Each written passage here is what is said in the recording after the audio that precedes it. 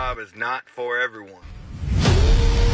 It's all fun and games and jokes on social media. But this shit is dangerous.